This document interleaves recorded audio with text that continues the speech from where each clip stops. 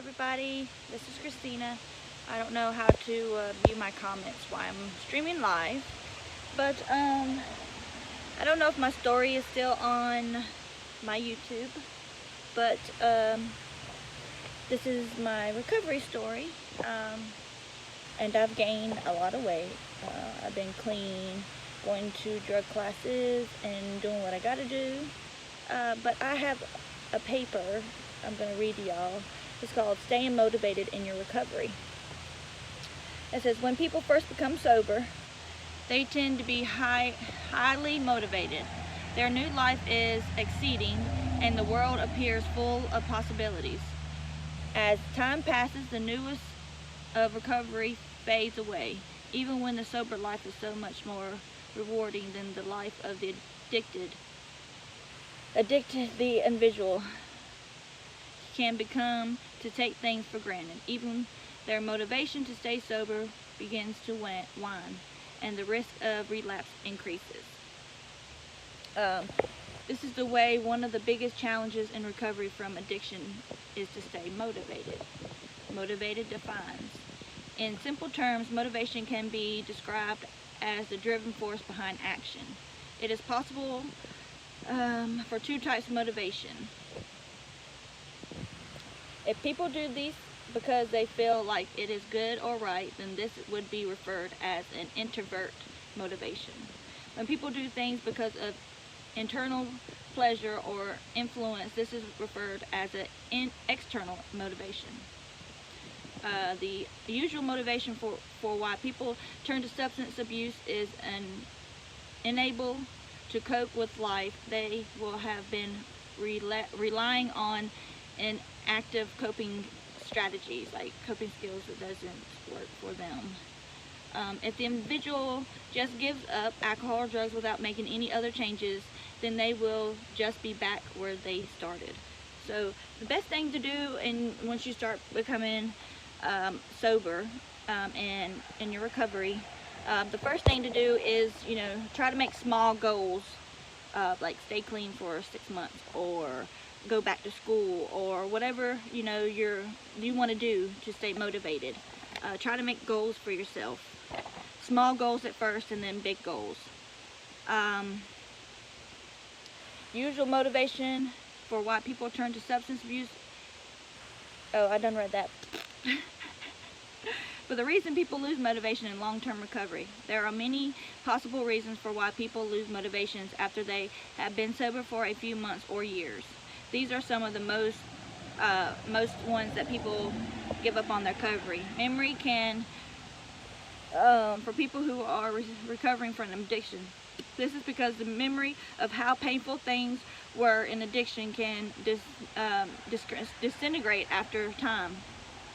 And the individual can start to spend a great deal of time thinking about the time they felt good because of the alcohol or drugs. This is known as romancing the drug or drink.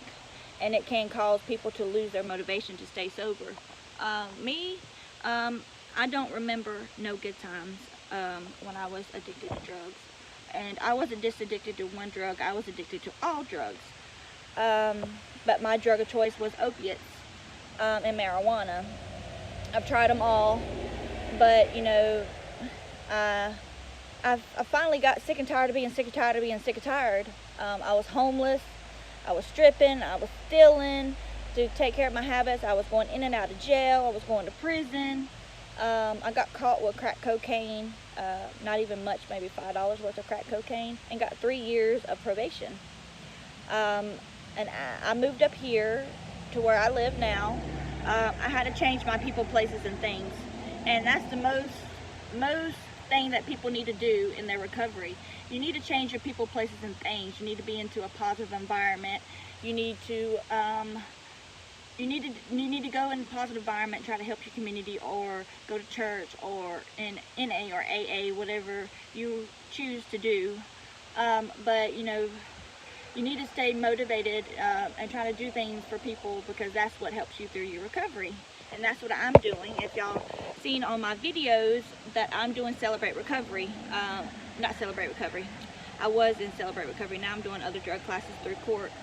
But I'm doing Dream Center, and Dream Center in my church, they do Dream Center, and I help out my community. I pack boxes of food for people. I hand out food. Right now we're doing a backpack thing for back to school. So, you know, I'm trying to do a lot with my community. I did VBS in my church. I do a lot in my church and help out with them.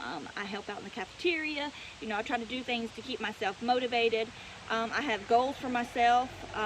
One of my goals is to get a divorce from my husband. He might see this on YouTube, but he already knows. He's continuously doing drugs. And I told him, you know, drugs are part of my past, and if he wants to continue to do drugs, then he's a part of my past. And my other goal is to try to get my kids back and to finish drug court. And I'm also in school. I'm taking psychology. I want to be a drug therapist to help people with the same situations I've been through. I don't know if y'all knew my story. If I need to repost my story, I will. Let me know. But, you know, try to stay motivated in your recovery. When people enter recovery with expectations, they are unrealistic. It can lead to disappointment.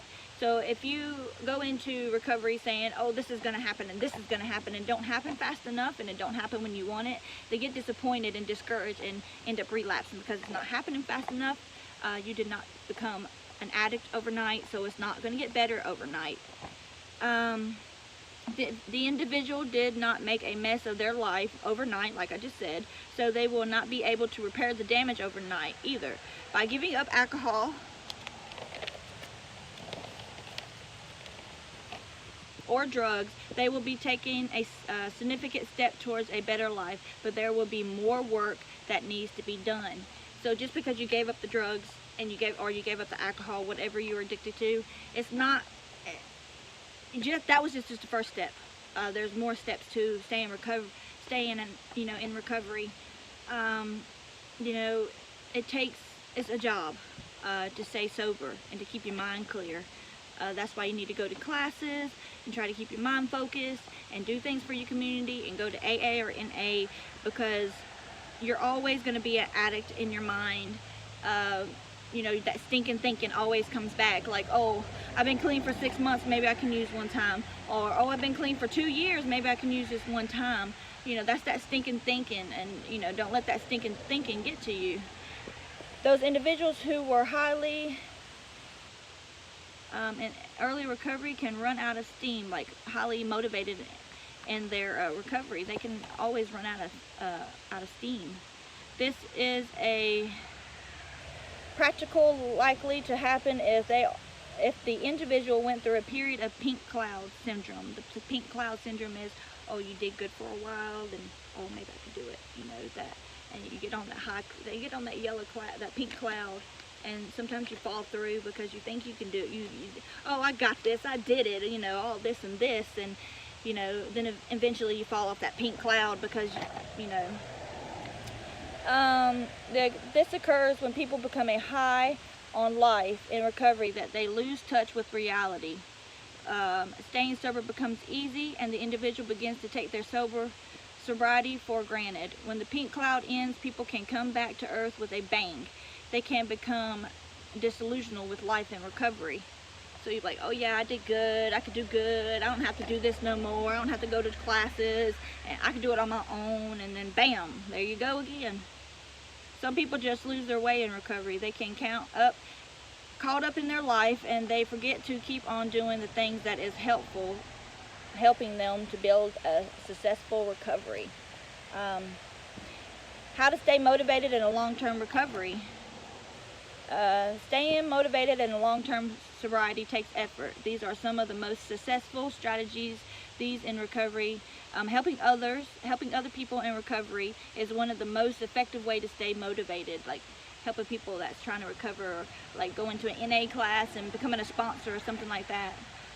In Alcohol Anonymous, they say that you have to give it away to keep it. And this is what helping others is about. It reminds people in recovery about where they came from and what they would be going back to if they ever relapse. By helping other people stay sober, the individual is strengthening their own recovery.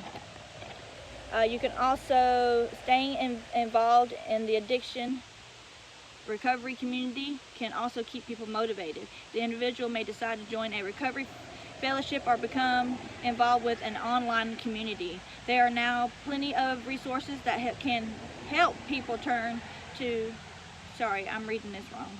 Resources that people can turn to that will keep them connected with the world of recovery. Journaling has helped many people to stay motivated.